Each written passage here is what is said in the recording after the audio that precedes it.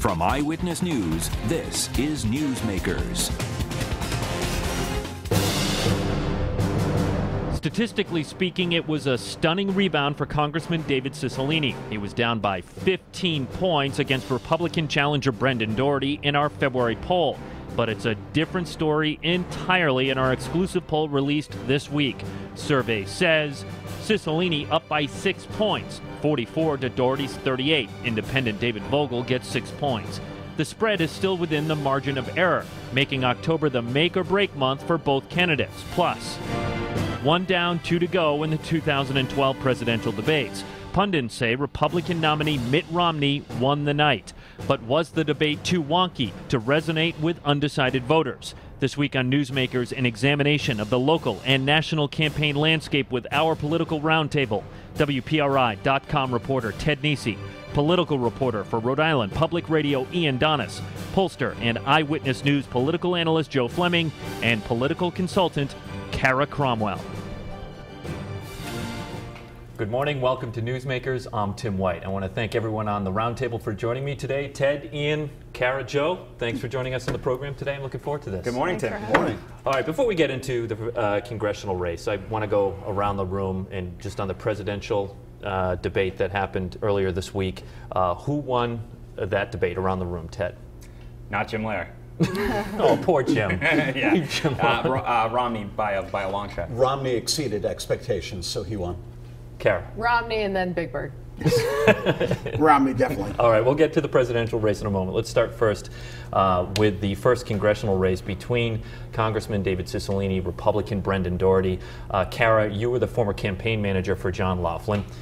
What do you make of Cicilline being able to not only close that 15-point gap, but surpass Brendan Doherty now in the polls? I think there were a lot of factors in play. First of all, I'll have to say that I think there was good news and bad news for both candidates in the poll. Obviously, for Cicilline, he's ahead, and we're that much closer to November 6th. The bad news for him is that I think he may have reached the kind of the top of his number if you look at his favorability, and we're not at November 6th. For Doherty, I think he still has room to grow. He has a big chunks of people who don't know him, and the folks that are undecided, I think, could go his way. And obviously, with Cicilline being at 44%, that's not a winning number. 10%, as you can see on the screen, 10% of the voters are undecided in this race. Joe, is that enough of an undecided number to tilt things towards Brendan Doherty? Yes, it definitely is enough of an undecided number. However, keep in mind, the one factor in this race is David Vogel. He's getting 6% of the vote. David Cicilline does not need 50% of the vote to win this election.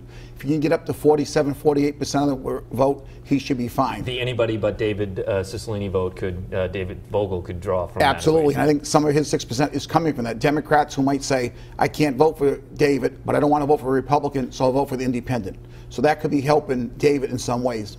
Cara, just back to you briefly here. Some are saying that it was a mistake for Brendan Doherty not to hit the airwaves, television, earlier. He's coming out this week with some stuff. What do you think? Should he have been on TV earlier? I think there's a lot of Monday morning quarterbacking that goes on. I certainly That's what we do here, though. Right, as a campaign manager, you hear, you should have done this, you should have done that, and you get a lot of phone calls. You should be up.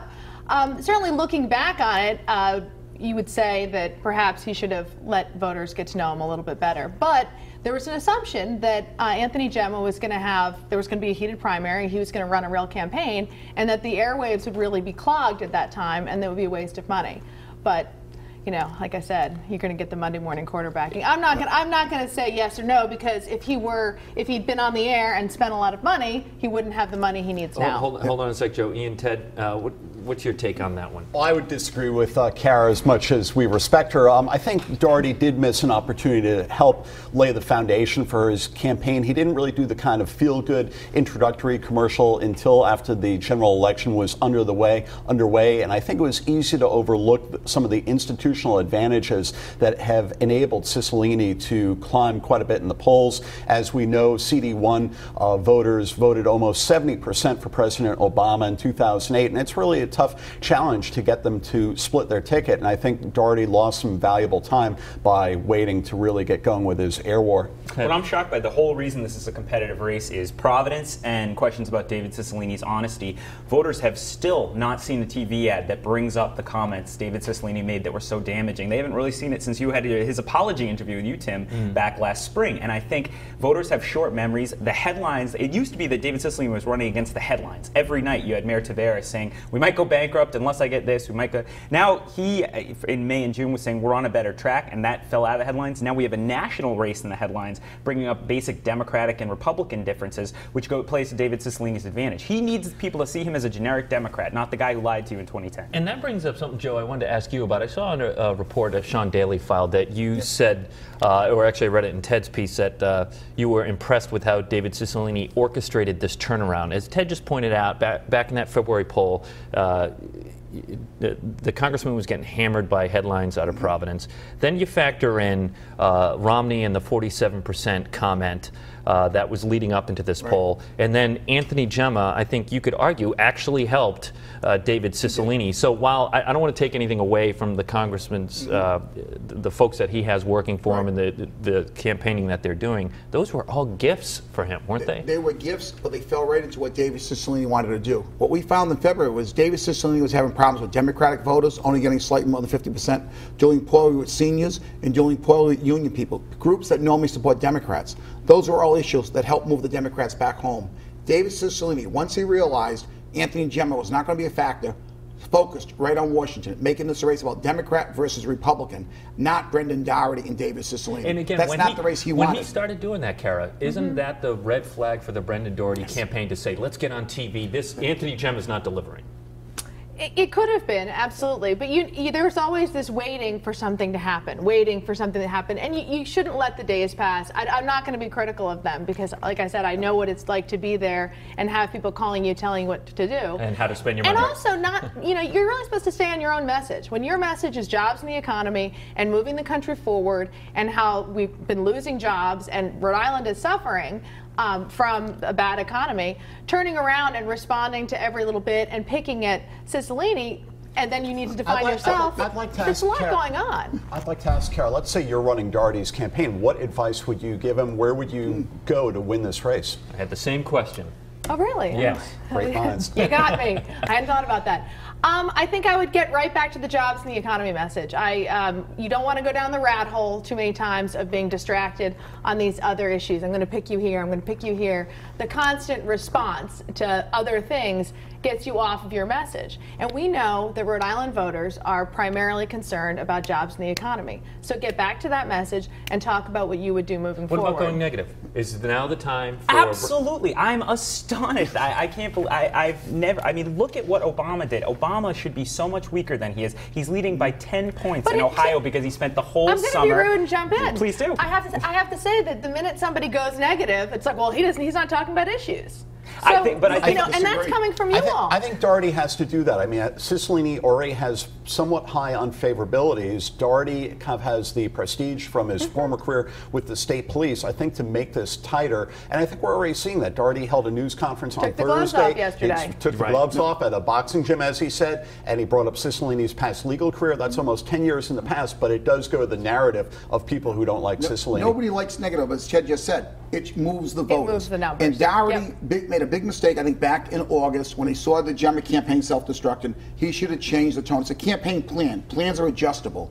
They needed to adjust their plan back then to stop the momentum David Cicilline was getting. And they would have still had the lead if they did. To switch sides for a sec on this argument, I think it's easy to be overly critical of the Doherty campaign. Ian is absolutely right. They always, as Cara knows, you face heavy headwinds as a Republican running in CD1 in Rhode Island. They've made the district, as we see in Joe's poll, more Democratic with redistricting this year. So we should never underestimate the fact that they were 15 points ahead was kind of an outlier in itself. To be double digits for a whole year, it's just, it does seem like a missed opportunity to have kept it at least tighter than letting Cicilline get, swing at 21 points by now with a 6%. Final thoughts on CD1. Have we missed anything here? I mean, one thing we haven't touched on, which was going to the news conference yesterday, the focus is on women, clearly from both campaigns.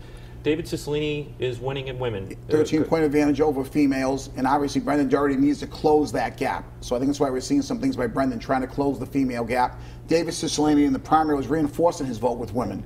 And our poll with Anthony Gemma, he had a huge lead with women. So, I mean, I think the fact is David's going to try to keep the women factor where it is. That will basically bring him into the victory column. And I have to say that as a woman, I'm insulted that the war on women is about really two issues. It's about contraceptives and abortion. I care about jobs. I care about the economy. I care about the military. I'm a military wife. I care about Afghanistan. I care about foreign policy. There's a lot of other dimensions to women, and the one-dimensional women's vote is based on these two things. It's insulting, and I got to believe that Brendan does have room to grow because he's a multifaceted candidate when talking about women's issues. Yeah, 38% of the women could not give an opinion of Brendan Doherty, so he definitely has room to grow among females. We want safe highways. We want safe communities. We want good schools. All right, let's move on to the president. We can come back to CD1 if you guys want, but presidential debate. As Jay Leno joked, the only people who thought Obama won were the replacement refs. 67 million and Bobby people. Valentine. 67 million people watched the debate. The highest rated debate I was reading in the New York Times was Jimmy Carter and Ronald Reagan, 80 million people. Right. Peggy Noonan, the conservative columnist for the Wall Street Journal, wrote, the impact of the first debate is going to be bigger than we know. It's going to affect thinking more than we know, and it's going to start showing up in polls, including in the battlegrounds, more dramatically than we guess. This whole race is on the move again. It's in play again. Ted, is she right? Maybe. I think we have to see whether Romney can reinforce the message. He had a very good night. I was talking to my father. We're both from Massachusetts, and he said, "Oh, it's our governor again." From the man who ran our state in 2003, 2004. A moderate fellow, a technocrat, someone who seems like he just wants to get things done, isn't worried about ideological things, but he has to find a way to reinforce that message. And he was fighting against the worst version of Obama. You've got to think the president's going to get his head in the game. He did win in 2008. He's not a terrible politician, but he appeared to be one the other night. Boy, that debate got granular, didn't it? It was very wonky. Oh, yeah. That was terrible. That's one thing. I mean, it was like a Newsmakers show, so be careful. Sorry. The format was tough. I thought they both had a hard time kind of, Larry be like, okay, now we're still on the economy. Yeah. Well, he kept saying, do you two have disagreements? Well, of course they did. They're running against each other. I thought it was really weird when Obama went and said that they had similar thoughts on Social Security. Yeah. I thought, oh wow. Well, he used that as a pivot to Medicare. To Medicare, which right. was still Democrats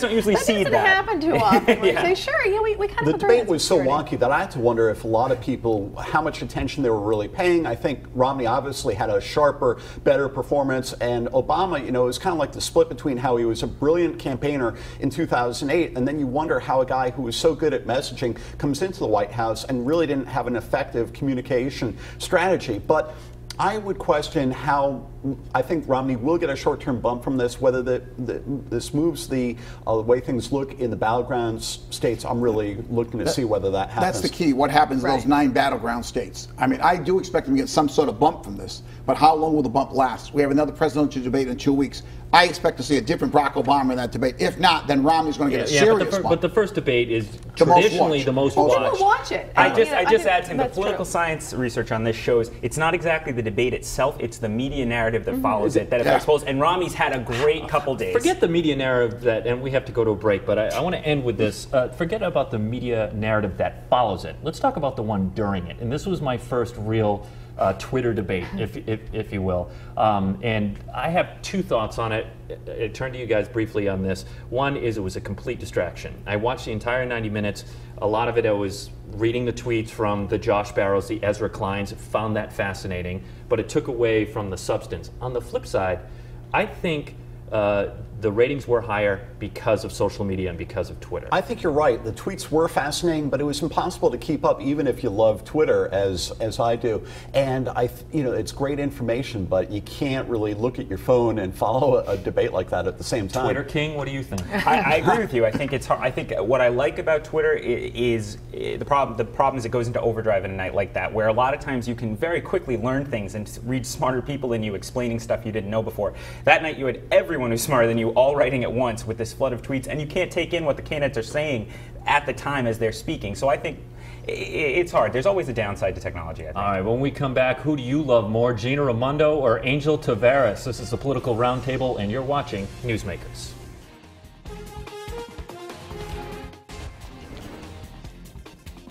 Welcome back to Newsmakers. I'm Tim White. This week, our Political Roundtable, we're joined by Ted Nesi, Donnis, Cara Cromwell, and Joe Fleming. Let's talk about Mayor Angel Taveras and General Treasurer Gina Raimondo. In the poll, they both had 58% job approval rating, if I have that right. And I know we're going to get grief for even looking ahead to 2014, but this is my show and we're doing it. You know, our own Sean Daly met up with both politicians to get reaction to Joe Fleming's poll, and he asked them specifically about the possibility of either of them running for governor in 2014, and this is what they had to say. You know, someone asks me about it every day. A lot of people are encouraging me to do it. It's more than 2 years away, and I have a lot of work to do as treasurer, so that's what I'm doing. I didn't hear a no. You didn't hear a yes, you didn't hear a no. You heard me saying I'm working hard for the people as treasurer. I think the mistake that a lot of politicians make is they start looking too far ahead and lose focus on what's in front of them. And I don't want to make that mistake. I need to focus on being mayor of the city. I didn't hear a no. I'm focused on being mayor. I love Angel's. I didn't hear a no. The mayor's file after that. And Sean Daly's follow-ups are great. I didn't hear a no. And we didn't hear a no. We didn't. So what is the take on this one? Tim, you look into this poll, it's stunning how close their political profiles are at this point. Ian was an early person talking about them having this pragmatic progressives approach. 57.9% approval ratings for both. Among Democrats, 59.3% approval ratings for both, exactly tied to the decimal point. I mean, they have very similar political profiles, and they're actually slightly more popular with Republicans than with Democrats, which gives them a lot of room to grow. Ted, you and I have always joked, there was an old saying that the two hardest positions to be in Rhode Island as a Democrat are the mayor of Providence and the general treasurer. They're bucking that trend. How are the labor numbers in this one? Because you would think that either of them might have ticked off that group. The labor numbers are not bad. They're both getting majority support from the labor unions. So while they took, remember now, when we talk about labor, we're talking about private and public sector. So their effect really did, anything they did not really affect the private sector labor unions. Perhaps even help them. It could have helped them in some ways. So I mean, overall, and with Gina's case, Gina told people up front, here's what I'm going to do. I'm going to do pension reform if you elect me. She didn't hide it from them. And with Angel, I think but she's getting sued by all the labor She's getting sued by that, but I think they respect her for what she did in her stance that she took. She told them up front, if they had a meeting, she was there when it was pension reform. She didn't hide from any of this stuff. So there is a respect for her. With Angel, they knew what he walked into with a Category 5 hurricane, and that was negotiated. So he worked with the unions to solve those problems. Raimondo and Taveras have polled really well for more than a year now, and I think it's because the public sees them as tackling difficult problems. One of the interesting things is how Raimondo has gotten so much more attention. It's jumped the pond, as Ted has pointed out, to the Financial Times. Hang on for 1 second. And, you know, we can understand because there is a great story of how a Democrat in a labor-heavy state was able to be the architect of a dramatic pension overhaul. But Taveras has helped to bring Providence back from bankruptcy, and I think it's shaping up as a really significant and drama-filled Democrat gubernatorial primary, unless something changes. I completely agree with everything you said. However, it's funny how politics is the only job where what you're talking about, what you'll do next, is more interesting than what your results are. It'd be like if Dice K was like, next year I promise I'll have a 2 ERA. Touché. And you need to, and now you need to hire me. And I think that Taveras has a huge task ahead of him still. He still has a tremendous amount of work to do, and I think he's taken big steps, but I think that the fact that the treasurer has accomplished what she set out to do is kind of indicative of where she may be going. I would say also, I'd like to ask Ian, you had a good post actually after I wrote about them both for governor. You pointed out that you don't get overly excited sometimes about these early approval ratings, right? Oh yeah. Well, that's right. Things can change, and Nancy Mayer, who was treasurer for part of the 90s, had a, I think it was 78% approval rating in a Brown poll in 1998, and she wound up getting defeated handily by Sheldon Whitehouse in the race for Attorney General and later that year. So it's a long way to Tipperary. But also the opposite. David Cicilline polling numbers for job performance, yet he's winning the congressional race at this time. True. With the exact same number. And again, 2 years, especially in politics, is an absolute eternity. And we're all kind of talking about this in the context of governor. it's possible other seats could open up, and you know, I'm just wondering if you could see either of them, if a Senate seat opened up, say there was an appointment by either one, quite frankly, or if Brendan Doherty does win CD1, could you see either of them running for a federal seat? Let me give you my pet theory on this. My favorite version of events when I play Choose Your Own Adventure is Barack Obama wins, appoints Lincoln Chafee Secretary of Transportation to replace Ray LaHood, who was also a Republican in Congress. Elizabeth Roberts becomes the acting governor. Suddenly you scramble the whole thing for 2014. Who knows what's going to happen next? Well, and I think Taveras ran we'll for do more roundtables. He ran for Congress in 2002, right? Yeah, so clearly he's interested in Washington, and he can run from CD1 or CD2. Don't forget, in Rhode Island, you don't have to live in the district you're running for. I think your scenario has a lot of weight. Because if Chafee figures he can't win re-election in 2014, why not take a position with Obama? Absolutely. If Liz Roberts becomes the acting governor, there's no question she'll run for governor in 2014, which pushes Gina out of the way. Boy, what if Lincoln Chafee decides to put a D next to his name? I mean, Chairman Ed Pacheco is going to have and it's easy. Chafee's overall numbers are terrible, but his numbers with Democrats are not that bad. He's got a 42% approval rating among Democrats, and that's I see a turncoat commercial. You know, I don't see that. I'm not saying he wins with it, but I will say if he has any base of support left, the former campaign manager that's always what I'm thinking. I mean, you go from a Republican to an independent to a Democrat. I don't see. But then you know he knows all the issues because he's been in every party within the past decade. I don't see him and his people thinking that that's or a credible he could run as a moderate as well. All right, we have another congressional race going on. I do want to pivot to Congressman Jim Langevin has a Republican challenger Michael Riley and independent Abel Collins running against him. Nick, if we could pull up the poll results on that one. Incumbent Congressman Langevin received 53% of the vote. Republican challenger Mike Riley, 29%. Abel Collins pulled in 9%, 8%, a lot fewer here in the 2nd Congressional made up their mind on this one. Riley has some money, we know that, and we're already seeing a steady on-air presence with him. He came on earlier than Brendan Doherty. Negative campaign ads against Langevin. The message here is, what have you done for me lately, is kind of what I'm gathering for that. Is it working for Michael Riley? Any thoughts? Joe, you said you think there's room to grow. I think there's still room to grow for Mike Riley. How's that? 63% of the people still don't know him. Yeah. Even though he's come out with these commercials. But no 8% are undefeated, so he'd have to actually pull from Jim Langevin. He would have to bring Jim Langevin down. He would have to bring Mr. Collins down, who's drawing 9% of the vote. Yeah. So, I mean, he would have to take some votes away from Jim Langevin. Jim Langevin's job rating is nothing to write home about. Yeah, it's pretty It's soft. not 50%. It's a very soft rating. And as a result of that, you could move Jim Langevin. The question is, can Mike Riley get the right message to move Jim Langevin's numbers? Getting known does remain a big challenge for Riley, but one of the aces in the hole that Langevin has is that he's from Warwick, which is a huge vote-rich electoral base. Riley's from Narragansett, relatively few votes by comparison, still running an uphill battle as a Republican, although CD2 does trend more Republican than CD1. And though I won't say it's all because it is interesting that the only one of these incumbents up for re-election this year, the Democrats, who hasn't gone on TV yet, is Jim Langevin, and his approval rating is much softer. And Joe, you always say, it sounds like we're talking our book here at Channel 12, but TV ads move numbers. Sheldon Whitehouse's job ratings now are the highest they've been in the last 3 years. Why? He's been running a lot of very positive commercials, what he's been doing for the people, very high saturation. That's showing in the job performance.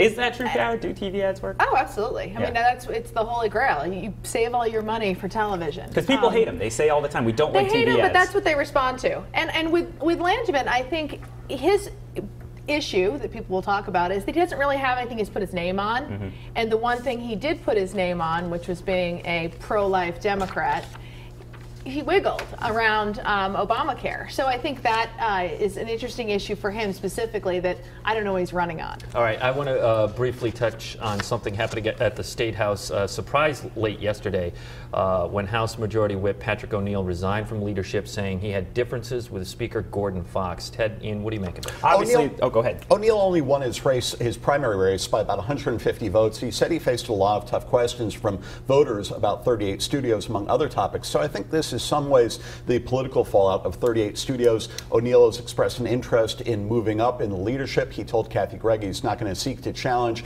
or support a challenge to Speaker Fox in January, but I think this is an effort to separate himself and build his own base for the future. And I think we haven't seen the last of 38 Studios. It's a radioactive issue out there with the electorate. Look, John Brean, a lot of people think part of why he lost up in Woonsocket is because of a mailer the unions did toward the end, noting he co-sponsored that loan deal. And I think it was interesting to read O'Neill saying Speaker Fox hasn't been able to do what he told the leadership team he would. I'm not saying Speaker Fox isn't in trouble yet, but I was surprised to see this happen, and it raised the question of what the new Democratic caucus will do once November comes around. One of the big things with a minute left here on Speaker Fox's agenda, he said on this program first that he was going to push hard for same-sex marriage. Joe, your poll shows that there's support, 56 favor, 46 opposed, but the strongly favor was high, 34%. Is this the year for same-sex marriage in Rhode Island? The Senate seems to be the big obstacle here. Any predictions? Unclear. It's really hard to say. Michael McCaffrey faced a tough challenge from a gay woman. Whether he changes his stance because he doesn't want to face that again remains unknown. I mean, as a result of the primary, they didn't pick any votes up in the Senate, really.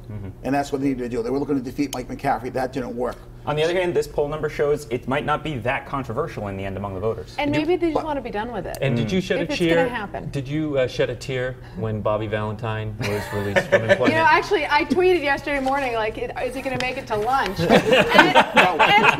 I mean, I guess I didn't find out about it about 1:20. His approval rating very low in this poll. I want to thank all of you for joining us. Ted Nesi, Ian Donnis from Rhode Island Public Radio, Cara Cromwell, a political consultant, and our pollster Joe Fleming. We are very fortunate to have you here at Channel 12. You do an excellent job. I want to thank you for watching. If you missed any of it, it's online, WPRI.com. I'm Tim White. We'll see you next week on Newsmakers. That was a fun.